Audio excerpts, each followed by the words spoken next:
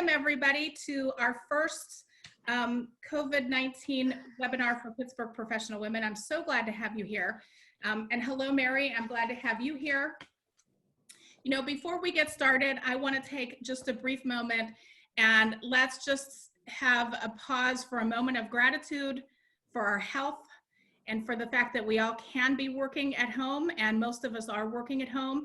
And if we can just have 10 seconds of silence for people who are sick, people who are working, people who are worried about money, people who are out of money, people who are worried about food, and everybody who's feeling insecure.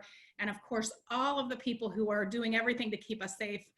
So let's just have 10 seconds of silence for that. If we could send some positivity out to the world.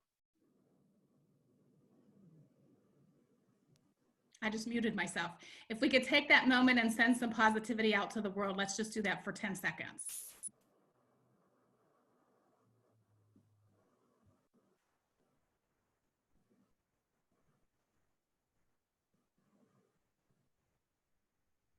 All right, and thank you everyone. And again, gratefulness, just great, lots and lots of gratitude for the fact that we can be here and that we can continue working. So I have a couple of announcements to make and a story before I introduce Mary. One thing that I want to do here is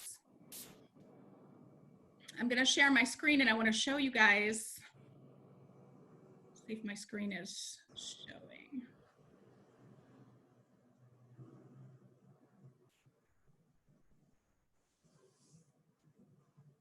Perhaps I will do that at the end.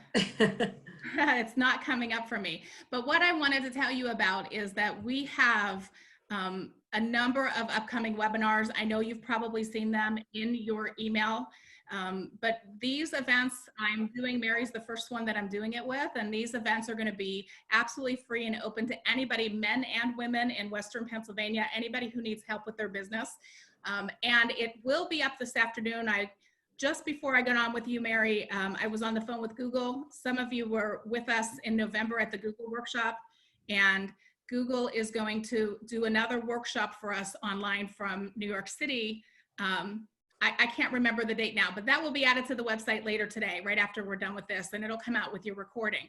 So if you know people who could use them, pass them on. We don't really pay for, I mean, I pay for Zoom, but I already have it, right? So we don't pay for this, so we're offering these for free. So, and I'm going to begin with a story because it wouldn't be a Pittsburgh Professional Women event if you didn't hear a Beth story, right? So Sunday night, I was about done with television. And if you know me, you know I don't watch a lot of TV anyway, but of course we've had the news on every day and we've been watching like everybody, some Netflix in the evening. But Sunday night, I was like, I'm done with television. I can't handle any more of it. So I'm going to read a book, right? I mean, if you're like me, you've got a bunch of books, you know, on your table. So right before my book came out in March, Paul and I took a little romantic getaway to Charleston, South Carolina. And when we were there, we visited the Charleston Tea Plantation, which is the only tea plantation in North or South America on this end of, I'm letting people in, guys, one sec. It's the only place that grows tea that's not in Asia, because most tea is grown in India and Asia. So of course that was very fun for Paul, right, to go to the tea plantation. But we went there and I bought some tea and I bought this book. And this is the story about Ruth Bigelow, if you have ever had Bigelow tea, okay? So Sunday night, I've had this book for about a month. I crawl into bed and I'm reading this book, and Paul's playing a game on his tablet, and I'm reading the book. And you guys, I love these stories about entrepreneurs, right? And I can't tell you the whole book, but I did read it in about an hour.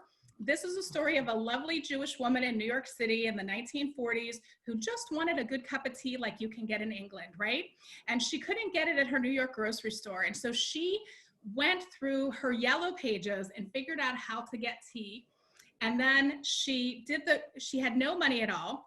And what she would do to advertise her tea once she finally got a store to carry it was she would on Sunday afternoons draw on a piece of paper a picture of a teacup and then put constant comment tea, you know, is great to show so you're serving. And then she would read the Sunday New York Times and just cold call mail these in the mail to society women to sell her tea. So I'm in bed reading this book and I'm going, oh, oh, oh.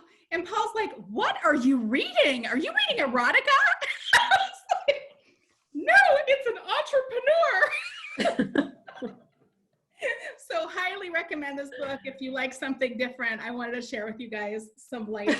So, okay, I want to bring to your attention who you've been waiting for, Mary Kitchen. Some of you know her personally. She helps her clients feel happy about meeting with their accountant. When you work with Mary, there is no more dreading your big pile of receipts. She has a master's of science in taxation from Robert Morris University, and she works with companies and entrepreneurs that make lots of money fast. So if you are, or if you know someone who has a fast growing company and has money coming in and going out super fast, is not keeping up with it, please send them to Mary. Welcome, Mary. Say hello to everyone. Hello, everyone. So glad to see everybody. Yeah. So we're going to get right to it. We have some questions for you. Okay. Let's go ahead and get started. And excuse me for a minute while I look for these questions on my screen. I have the questions from other people on the screen, but I don't have yours. Mary, what was our first question? I believe we were going to talk about how long can you continue to pay people if contracts are being delayed and money is being put off? No, I'm talking about the ones that we just talked about in the description of the talk. Bear with me, guys. This is our first time doing this. And I was going to have the website up. Hold on a second. I'll do it. I'll do it for you in a second. Tell me, Mary, how are you doing with your business? What have your days been looking like? They've been very busy, very full. Yeah. How are your clients doing? It's, it's a mixed bag. There's the ones who are still open are wondering how long things will continue this way and how that looks 6 weeks from now. And the ones who aren't allowed to work are wondering how they're going to make it through to the point that they are open and working again. And everybody just really wants to understand the volume of information being thrown at them about the different stimulus options. And there's a lot of it. All right, I have our questions. So first question number one, who should apply for these COVID-19 grants? How do people know if they should apply for these grants and loans? That's the main question. Should I try for it? Absolutely. If you're a small business owner or an independent contractor or a sole proprietor, you should absolutely apply. It's a government-run program. Bottom line, nothing happens quickly, but at this point, the funds are limited. I did read an update that they're already talking about adding more to it. They're working on that in Congress right now. So, obviously the goal is to continue funneling money into this to keep everybody going, since nobody knows when this is going to end. Right. Yeah, you should everybody should be applying for something. And Mary, how do people know which loans and grants they're eligible for? The best place really to go is the SBA website. They have pretty good guidance there. The Department of the Treasury does as well. To summarize, there are two main programs that people are applying for, and one is the Emergency Income Disaster Loan, known as the EIDL or the EIDL, and then there's, of course, the Paycheck Protection Program, which is the PPP loan program. They are not mutually exclusive in that you can apply for both. The EIDL, to make it even more confusing, also has a grant component to it. The loan application for that is literally a 10-minute loan on the SBA website. We can share the link later to get you directly to that. When you're going through the process of applying for the loan, one of the last questions they ask is if you would like to be considered for an up to $10,000 emergency grant. And it is truly a grant. It will not be paid back. It probably won't be $10,000 if you don't have at least 10 employees. The initial information was that it would be $10,000, and that was the end of the story. And now they're backpedaling on that because of the response to it. So currently, there's a lot of information out there that it's going to be based on how many employees you have. There are people behind the scenes trying to have that changed to a percentage of operating expenses and not payroll related, but I don't know that that's going to happen, at least at this point. But it's still something you should apply for. It's free money. You know, it says you'll have it in 3 days. I've been waiting close to 2 weeks now. So have most of my clients. I believe something is forthcoming. It should be at least $1,000. But that's the grant piece of the EIDL. Once you apply for once you go through that whole process, you may be contacted, or you should be contacted by the SBA as to whether or not you were approved or denied for an EIDL loan. The EIDL loan for small businesses, the interest rate is 3.75%, and the repayment. We'll get to that. I'll read you that question. Yeah, the repayment part of it is based on how, like, your ability to repay it. So it can go out as far as 30 years, depending on how much you've borrowed. So again, it's definitely worth applying for. If you get approved and you don't want it, you still get the grant and you don't have to pay back the grant. And if you are declined, you can still get the grant.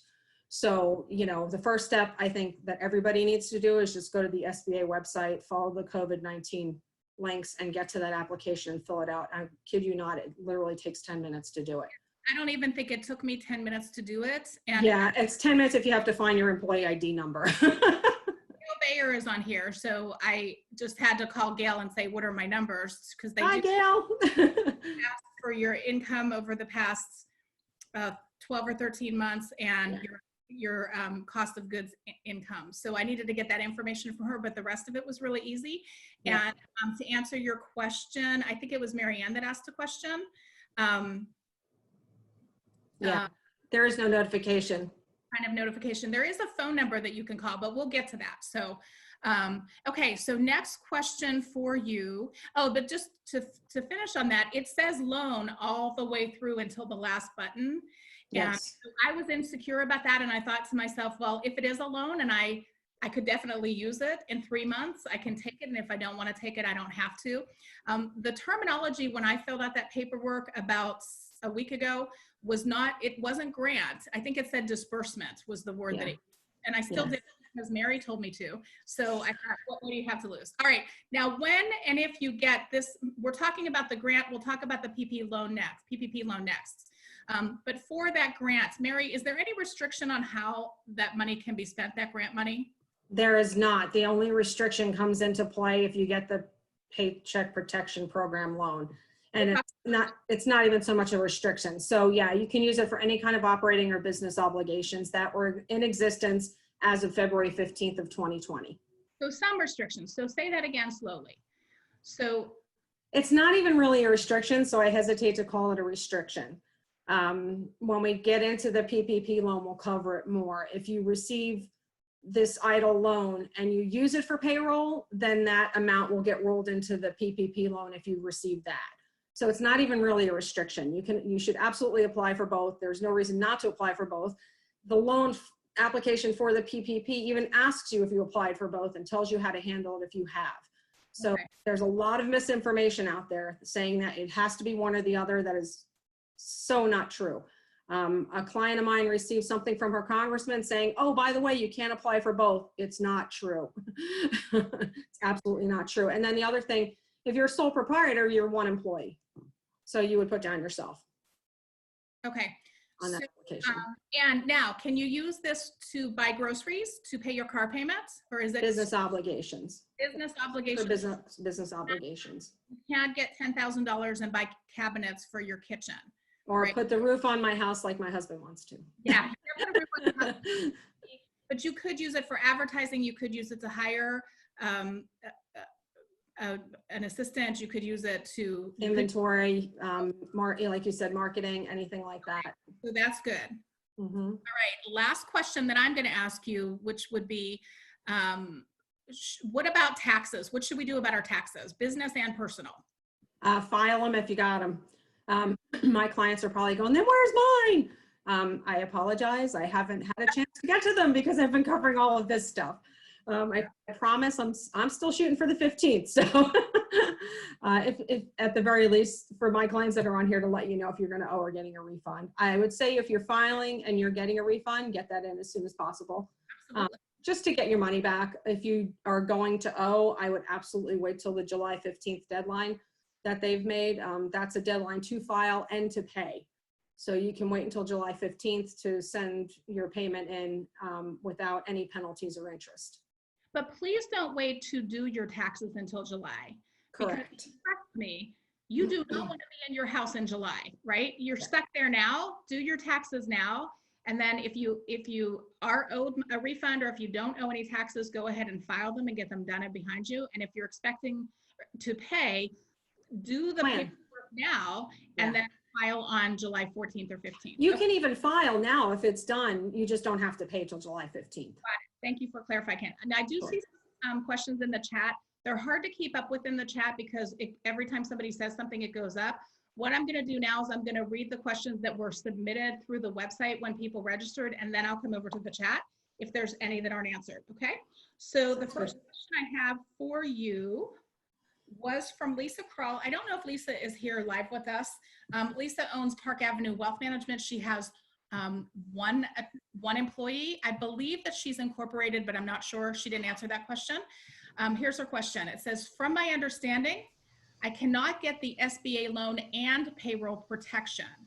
Which is better for me to apply for? The SBA loan with the $10,000 or the PPP Paycheck Protection Program? I think you answered that, but we'll come to that. Her employee, she and her employee are both on payroll. She does not. So her main question was, which one should she apply for? And I would say all of the above. Yeah, so Lisa, you can apply for both. There has been some misinformation that says pick one or the other. So Mary, you would apply for the grant/loan first and then apply for PPP. And on your PPP form, it asks you if you've applied. And keep in mind, the EIDL loan, the grant is the $10,000, but the loan can be more than that.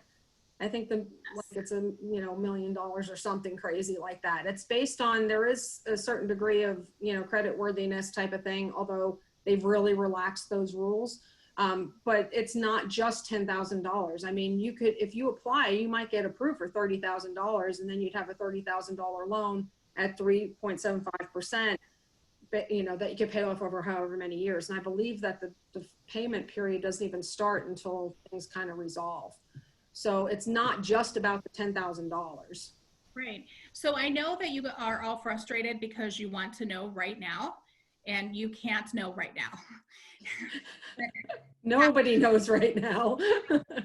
On what we are in control of right now, which is what we're doing on maintaining our business. Nobody has promised us a grant or a loan, so this could potentially be tremendously beneficial for some of your businesses. Some of you could buy buildings with this money at a very low interest rate that you would never ever have been able to get before, but we just won't know for a while. Okay. So Lisa, the answer to your question is apply for both. Now, Susan Snow is an engineer. She owns Acanel Engineering, and they are an incorporated corporation. And Susan says, I'm seeing in my engineering firm that work is being postponed as much as 6 months. What suggestions do you have for a small woman-owned business on how to decide when it's finally time to terminate employees instead of hold on to them while your cash drains out? She does understand that she may get, she says in capital letters, there's a chance I may get that PPP loan forgiven, but of course we don't know. I mean, that's a matter of sitting down and looking at your numbers and crunching the numbers and deciding, here's all my expenses and here's how much is in the bank and here's how long it's going to last.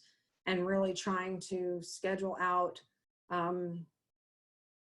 long you can make it last. And I think the other piece of that too is trying to think a little more outside the box, talking to Beth about different ways to attract clients and different ways to attract clients, trying to offer some other alternatives. Now, I will say, if you're going to lay off right now, they can get unemployment and it's not going to affect your unemployment rate. So there's no harm until you get the Paycheck Protection Program loan and laying them off for now and letting them collect the unemployment for a little while and then bringing them back when you get the PPP loan. And keep in mind, when you get the PPP loan, the day you get that loan, you have to bring them back to get the forgiveness.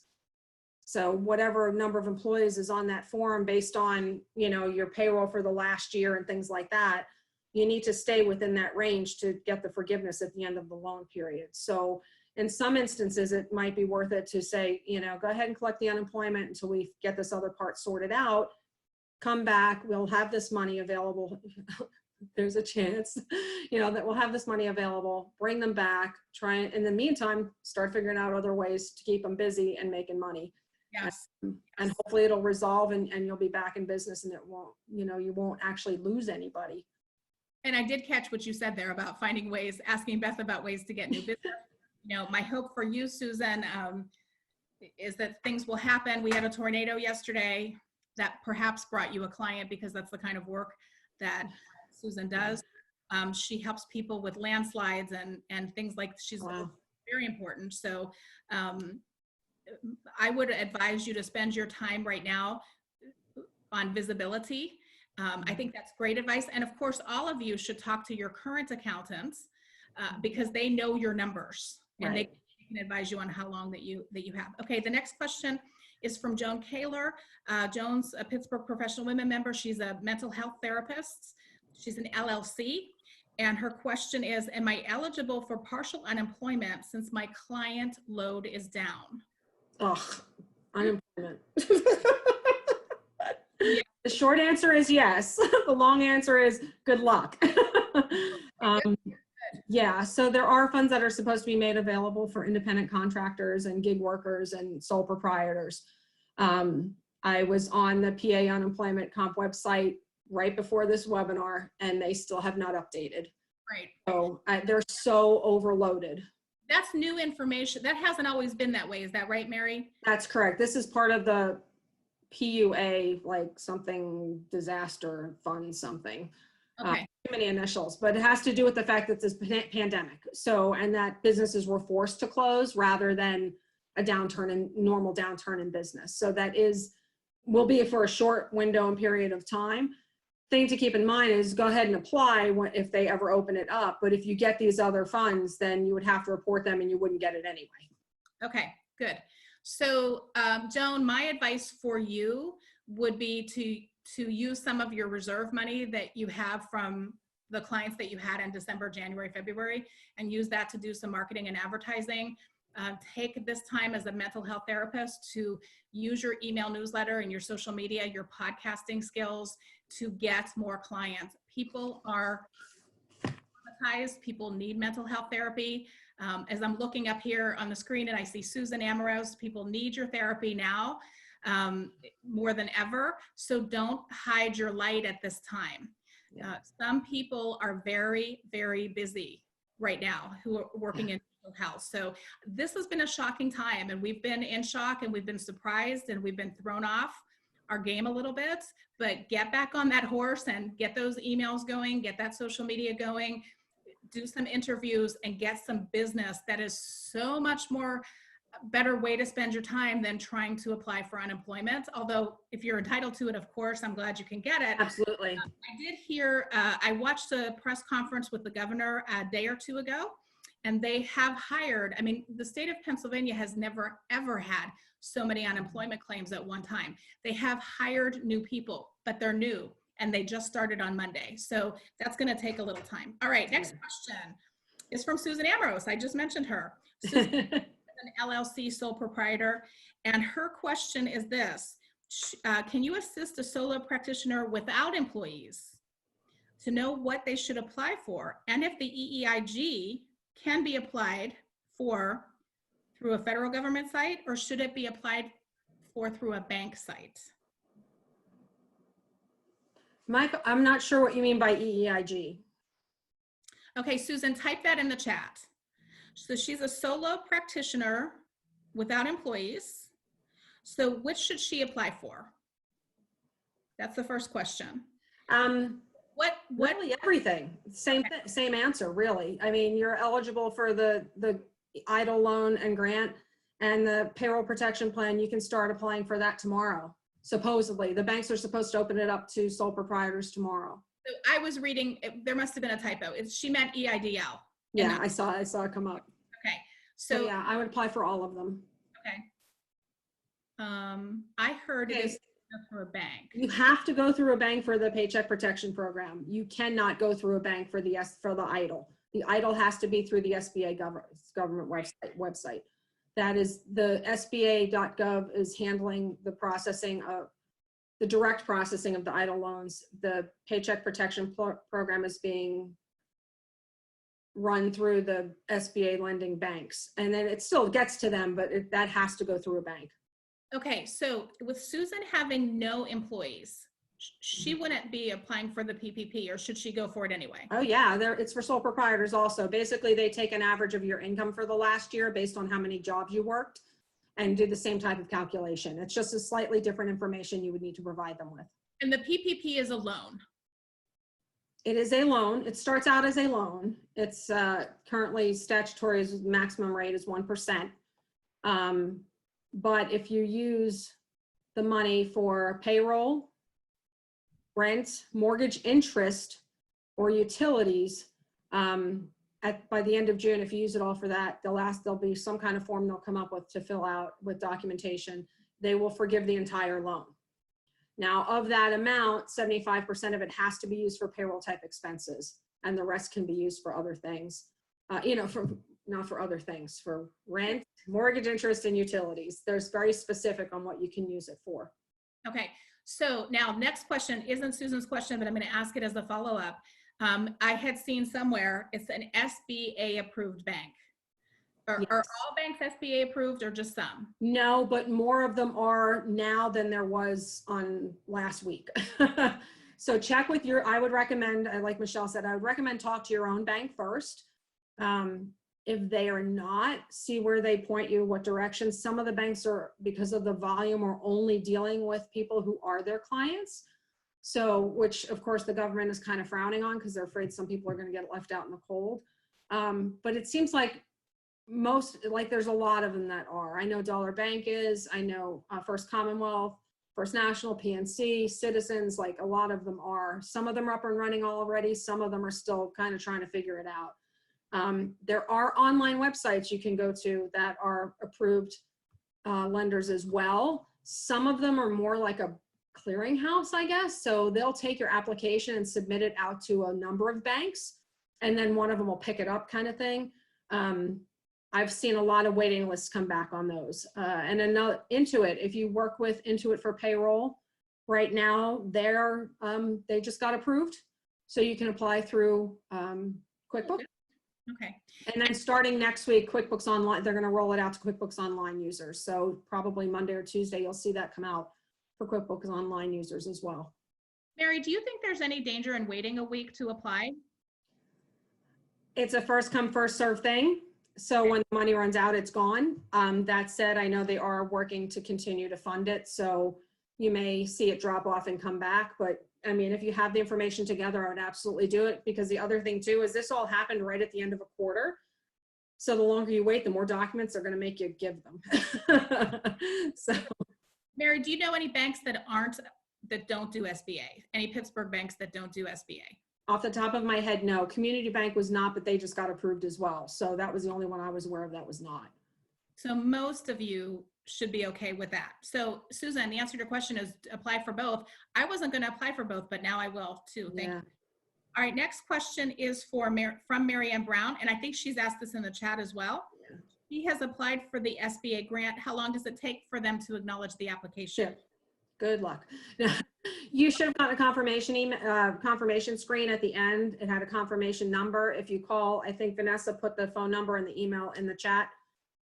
You can call for a status update, but mostly they're just like, keep an eye on your bank account. Right.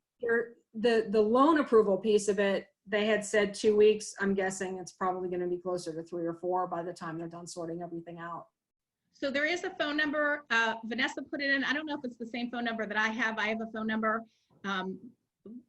We will put, Mary, you're going to give me the link to the SBA website where to apply. Yes.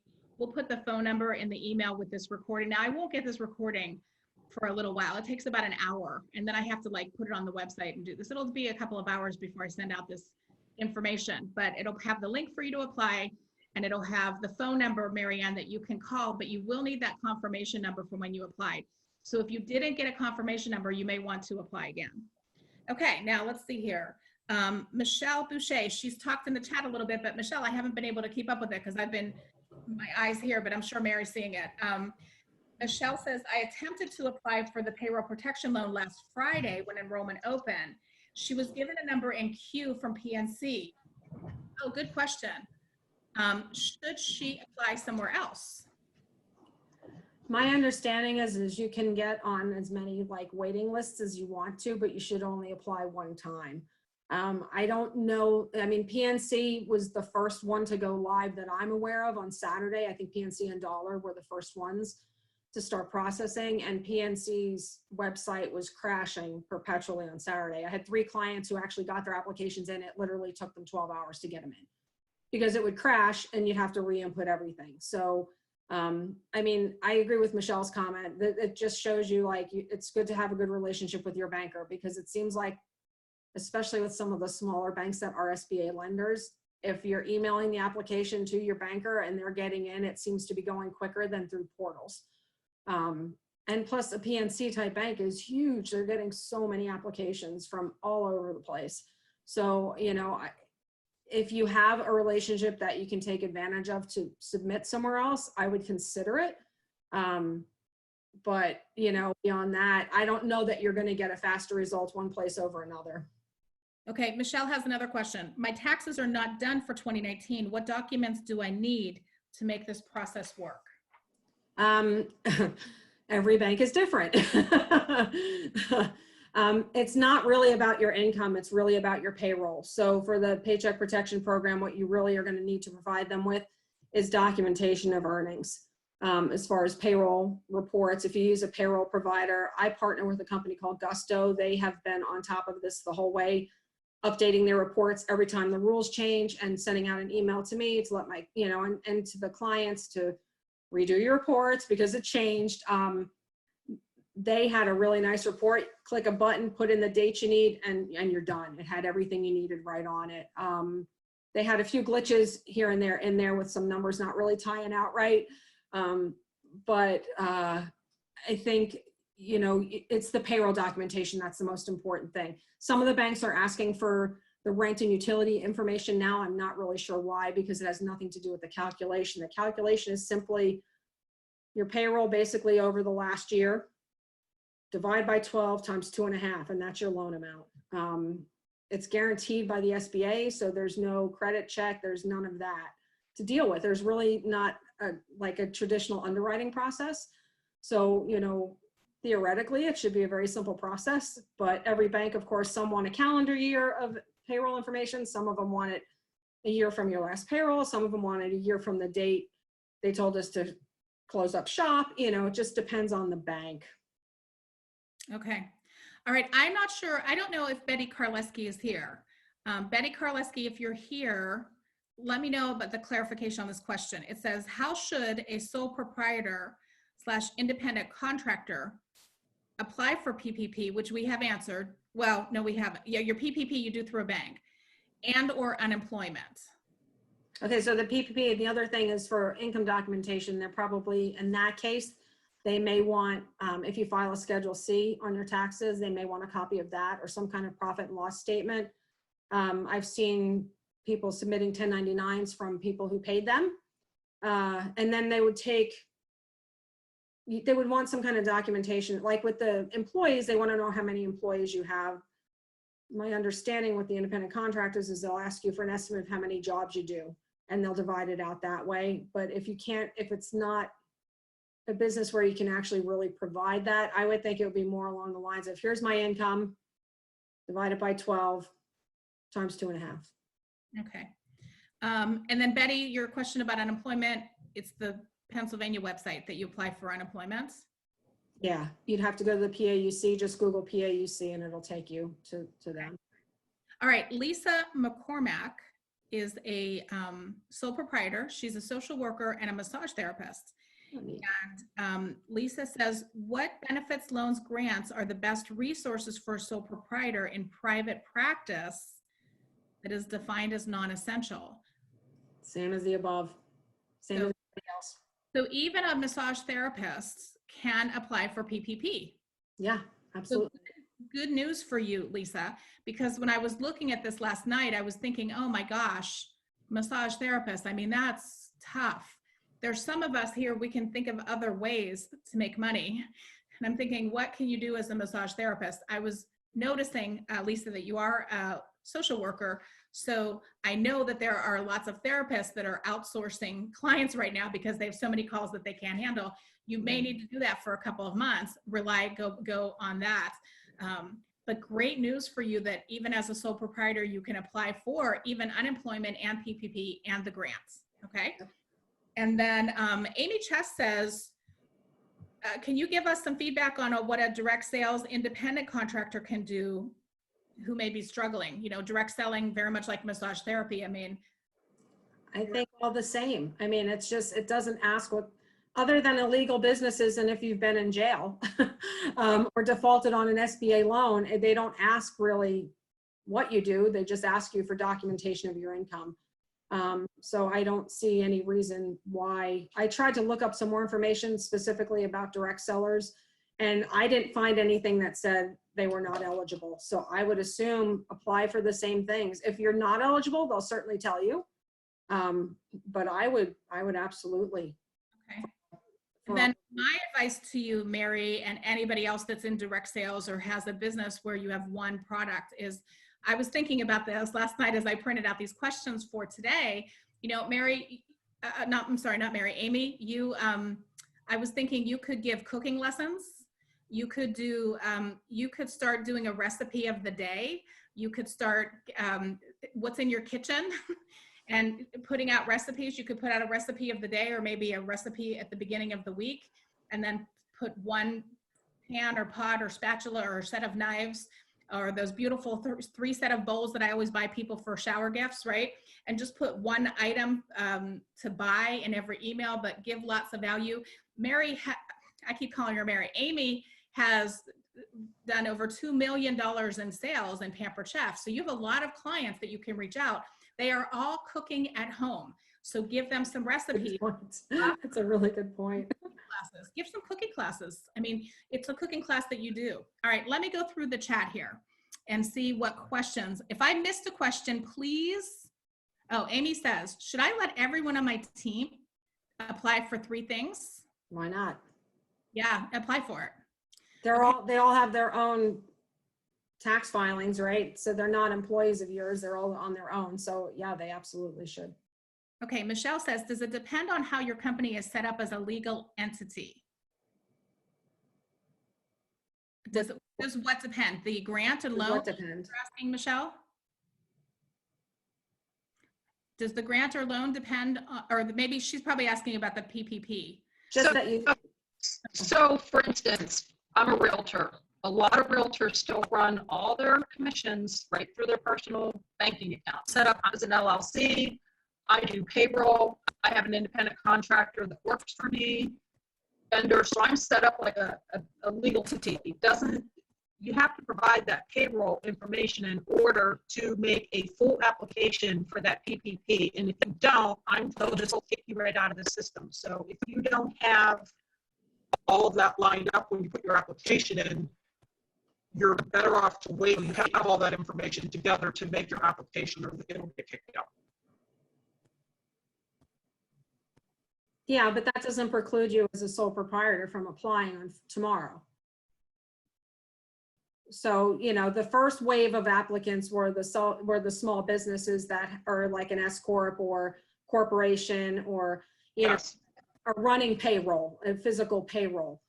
This next wave that starts tomorrow are the sole proprietors who are just filing Schedule C, who are running their expenses through, you know, just under their social security number.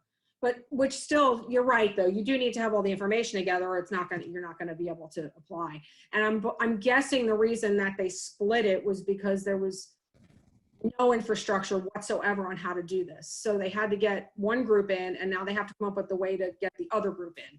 So again, I believe you would want to absolutely have that information together from the independent contractor sole proprietor standpoint. It's probably going to be more about 1099s and proving your income. So maybe your Schedule C. Yeah. Michelle says the situation has taught that a banking relationship is very important to your business. Absolutely. And I don't understand what you're saying here. I do know what Chrome is, but what's Adobe? Adobe to me is like a creator of what you do graphic design. What is Adobe? Can you unmute and tell us what that means, Michelle? You say, I spoke with my manager It's yesterday. not a tech wizard. It's an application that somehow allows you to, I guess, upload your documents. This is coming from PNC. My PNC, I was told that the majority of the people that are having problems getting their applications through, and it may just be their system. I don't know if it's one system that the banks are tapping or they're individual, but I was told, and he emphasized it like 3 times with me to make sure you have those 2 things on computer. Amy Chess is saying, and I saw somebody else say, I got it through and I had Adobe, but that's like the PDF reader, Acrobat reader. So I think everybody has, most people have that have modern computers. Okay. Thank you, Liz, for she cleared that up. Adobe is what we like laid out my book in, and I'm like, that's graphic design, but you're right, that Adobe reader. Okay, Sally Power says, I applied for the PPP through Mars Bank. It was simple and easy.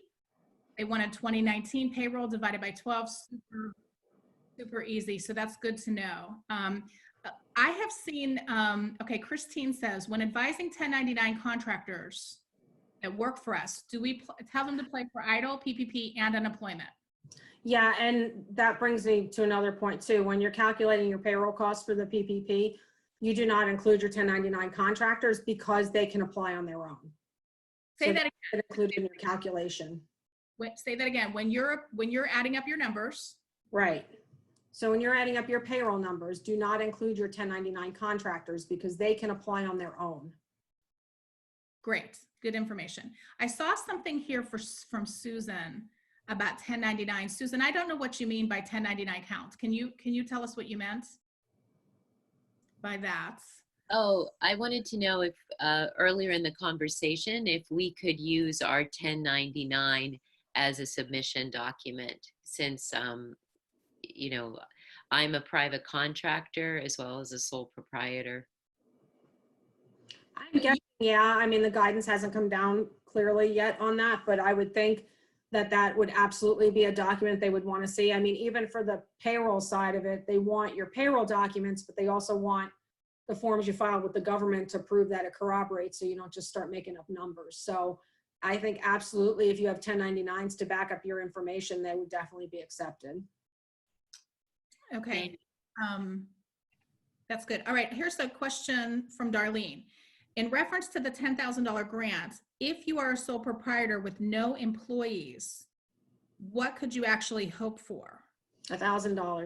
$1,000. Michelle says, is the $10,000 limited to payroll expenses for EIDL? No. Okay. Darlene says, thank you, Liz, for texting these to me. Isn't Liz is awesome. Okay. Darlene says, if we receive the $1,200 stimulus check, will it be considered income and need to be reportable for 2020? No, and as a matter of fact, if you are disqualified from receiving the check now because your income in 2019 was too high, but your income in 2020 would make you eligible for it, my understanding is they're supposed to be, you'll get it when you file your taxes for 20, is what I'm hearing. Excellent. Okay. Susan says, for a business declaring a loss in 2019, would the PPP or EIDL be appropriate? Yeah, I mean, if you have employees, it's to keep your employees employed. I think the whole point of this is to try and get some of these massive, massive numbers of people out of the unemployment system. Ah, good. All right. Michelle says, it's my understanding that independent contractors, like, you know, people like us that get 1099s, can apply beginning April 10th, not before tomorrow. Tomorrow, correct. Oh, good. How timely of us to do this today. I know, right? I just wish we had more information about it. The bottom line is, we may all be eligible for some money that we weren't expecting, and we can hope for that, but let's plan to rescue our businesses. It's so important, ladies, that we, the leaders, keep people working and keep going. As so many people are burying their heads because this is a scary time. And so our leadership is needed more than ever. We need to keep the economy going. And so get creative, Do things to keep people working. Think about things that you could do that you maybe never thought of doing. I have two small stories to tell you. I have a friend neighbor that has a food truck, and their business has tripled. And it has changed so much, where they used to go and buy food at a wholesaler and prepare, get it ready, prep it, and then take it out. And it was every day. They didn't know if they were going to sell it all. Now everything is pre-ordered. So they've been very smart about what they've been doing. They've been going to places where the people are working. They've been going into those neighborhoods. They put out words. They have a lot of customers, so they've let them know, we'll be here. People are pre-ordering and prepaying. Now they know exactly how much food to buy when they go to the warehouse. There's no losses. And they've really changed into a food delivery program instead of a restaurant. And they're making triple the money. Who knows what will happen in July, but this has been something that, other people have just said, people in my neighborhood have just said, well, we're just closing. It's all in that attitude. Paul has a friend who had a warehouse full of food that he delivered to bars and restaurants who all closed. And he went to his friends and family and said, I will deliver food to you. I have it at wholesale prices. He did not charge them wholesale prices. He charged them retail. So his income went up. So what can you do to be creative and innovative to be our own boost to the economy? Okay. Couple of more questions, comments coming in.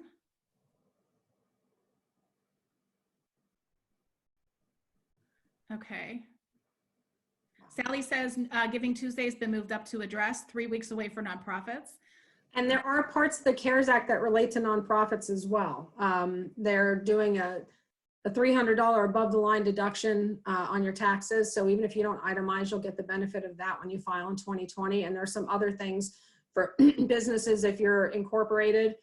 It used to be, I think we're limited to 10% of your income, and now they've raised it because of this, because they realize how hard this is going to hit the nonprofits. And there was a few other things as well. I was actually looking at some of that last night and thinking about sending something out about some of the lesser things you hear. And there's even opportunities and we can't get into it right now because it's way more than we have time for. But if you don't get any of the loans, there are things you can do. You can put off paying your payroll taxes for basically 2 years interest-free, and they'll be considered timely filed. And there's other options. So if these things don't happen for you and they do fall through, like, don't throw in the towel. There's other parts of the CARES Act that are geared to help small businesses as well. Okay, and last question I see from Darlene. Darlene is a realtor and she's a sole proprietor. So, and I'm assuming, Darlene, you work out of your personal home. Can she use PPL to pay for her mortgage and utilities? I believe it would be just like your tax return. If it's justified to deduct on your taxes, I'm sure you can provide documentation for your return. Probably the portion that you write off in your taxes. Mm-hmm. Darlene, unmute yourself. Hold on, let me unmute you. Okay, go ahead and talk. I don't actually claim any home office expenses on my tax return because I have a physical office to go to. And I've always been told that the home office, especially for people in my profession, is a red flag. So I'm a CPA by training way back in the day, so I've just never done it. So when you made the reference to paying mortgages and utilities, I assumed that was for brick and mortar outside. It is, but I think if you are deducting it if you're like, my office is in an outbuilding outside of my house. It's a legitimate office. So I have a square footage. It's all it's used for. I deduct my office, so I think if you're deducting it, I don't see why you wouldn't be able to document it and prove it. If you're not deducting it currently, I don't think I would bother. It's probably, that's what I thought. That's why I asked the question. Yeah. Thanks. Mm-hmm. Okay. All right, ladies. Mary, you have another webinar that you're doing. Yeah, with Vanessa and Steve Davis, and it's going to be April 21st. We don't have the 100% of the specifics yet, but it's going to cover updates on this, but also Vanessa, can you unmute Vanessa? She can tell them what she does and what Steve does. Hold on. I didn't have a chance to look at that. I'm looking for you, Vanessa. I already unmuted myself. Hi, everyone. So I'm a business consultant. So I work on mainly process procedures. I help with business analysis and things like that. So we're talking about, obviously, Mary, you heard a lot of what Mary's going to be talking about, but what Mary's going to move into under the April 21st webinar details coming very, very soon. I'll put my website address and my email address. You can directly reach out to me and we'll send you those details. If you're interested, I'll make sure you're on the distribution list. It'll be coming out here forthcoming beginning of next week is our hopes. So Mary will be talking more about really the sustainability. Okay, now we've filed for all these loans, all the grants and everything. Now what? How do we move on with our operations? How do we really look at our cash reserves?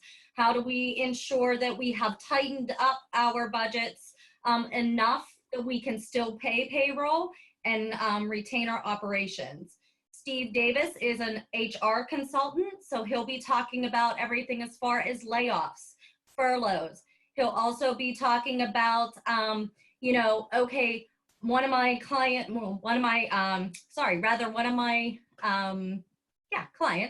or my employees have tested positive. So now what? Now what do I have to do? What am I mandated to do? So he will be talking through all those things as far as HR.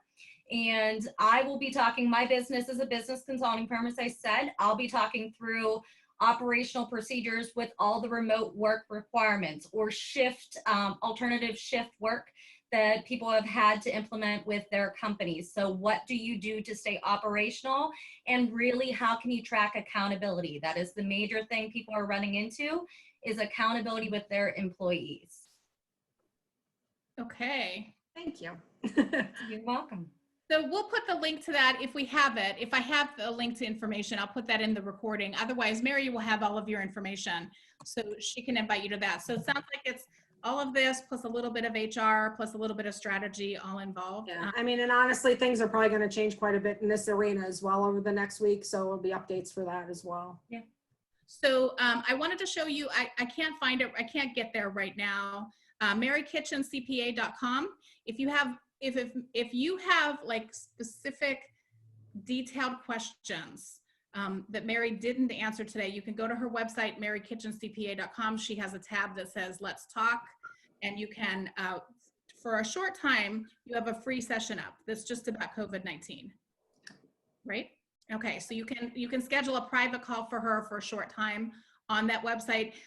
Thank you for spending part of your afternoon. I have really missed you and it is good to see your smiles and it's good to see your faces. A lot of times when we do a webinar, I'm doing a webinar and I can't see you. So I've really appreciated being able to see these smiles. And thank you for being here. Please keep your eye on the emails and for the future topics, if you are not interested in them, do invite people who are, because we really want to reach out to as many people as we can.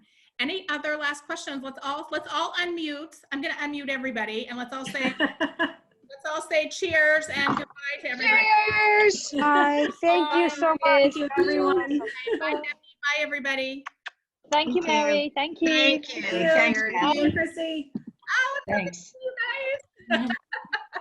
All right. Love you all. Bye-bye. Gail, call me or email me.